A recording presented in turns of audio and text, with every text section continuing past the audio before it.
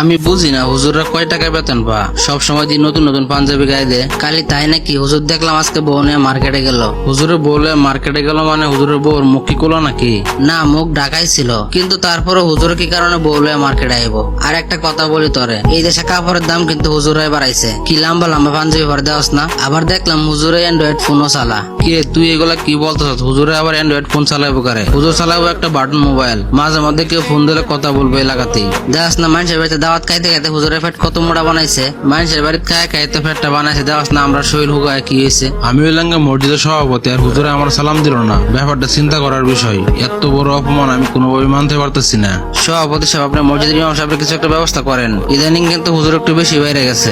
ইমাম সাহেব হুজুর তো আমার লগে বেয়াদবি করছে রে, কিন্তু তোদের লগে আবার কি হয়েছে? আমার তো হুজুরের চলাফেরাতে সন্দেহ। কয় টাকা বেতন পা, নতুন নতুন পাঞ্জাবি পরে, আবার সংসার চালায়, অ্যান্ড্রয়েড ফোন চালায়, এত টাকা পয়সা কই পা? তুই তো কথাটা ঠিক বলছস, হুজুর এত টাকা পয়সা কই পা? আজকে বিকেল বেলা এটা নিয়ে বসমো। আপনি হইলেন মসজিদের সভাপতি, আমরা এলাকাবাসী সবাই আপনার পিছনে আছি। আপনি হুজুরের একটা কিছু ব্যবস্থা করেন। ঠিক আছে, তোরা চিন্তা করিস না, আমি সঠিক বিচারটাই করবো। সেক্রেটারি হলো একজন পরহেজগার ব্যক্তি। এরা যদি বিচারে ডাকে তাহলে কিন্তু ফলাফল বেশি একটা ভালো হইব না। হ্যাঁ, না রাখলেও তো হইব না। তুই চিন্তা করিস না, হ্যাঁ আমি ঠিক করবো না। ইমাম সাহেবরা যদি আমরা বাইর করে দিই তাহলে তো আমাদের দোষ হইব। ইমাম সাহেবের নামে এমন কিছু কলঙ্ক দিমু, ইমাম সাহেব নিজ ইচ্ছে বাইরে চলে দেবো। সভাপতি সাহেব, আপনি বলেন আমার কি অপরাধ? কথা বললেন না, একটু চুপ থাকেন। আপনার বিরুদ্ধে অনেক অভিযোগ আছে। মানুষের কথা আর কি কম, আপনি তো আমার লগে বেয়াদবি করছেন। আমি তো আপনার সাথে এমন কোনো আচরণ করি না। আমার জানা মতে আপনি কষ্ট পাইবেন। সকালে আপনার লগে দেখা হইলো, আমি হলাম একটা মসজিদ কমিটির সভাপতি, আপনি আমার সালাম দিলেন না। আমার বউ অসুস্থ, এই কথা শুনে আমি তাড়াতাড়ি করে চলে গেছি। আপনার আমি খেয়াল করি নাই। অভিযোগ তো মাত্র একটা দিচ্ছি, আরো অনেক অভিযোগ আছে আপনার নামে। আর কি অভিযোগ আছে? কিরে, তোদের কি কি অভিযোগ আছে কমিটির সামনে বল। আমার কত এলাকা হুজুর কয় টাকা বেতন পা, নতুন নতুন পাঞ্জাবি পরে, আবার ফ্যামিলি চালায়। শুধু তাই নয়, কালকে দেখলাম হুজুরের বউ নিয়ে মার্কেটে গেল।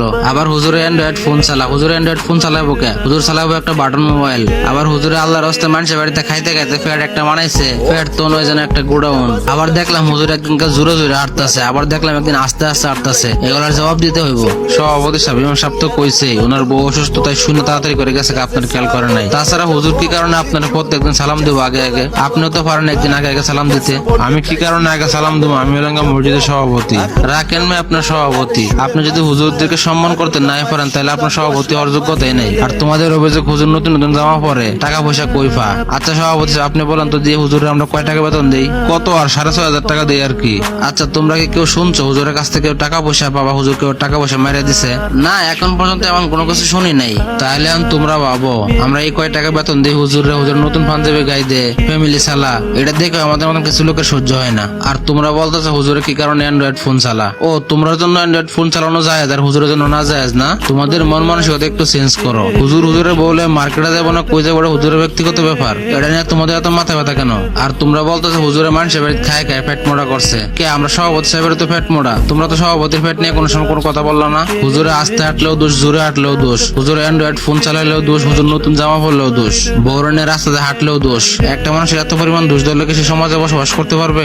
সেক্রেটারি সাহেব, নামাজের মধ্যে হুজুরের চোরাটাও জানি কেমন কেমন লাগে, আমার কাছে ভালো লাগে না। আচ্ছা তোমরা বলো তো, শেষ কবে তোমরা নামাজ পড়ছিলা?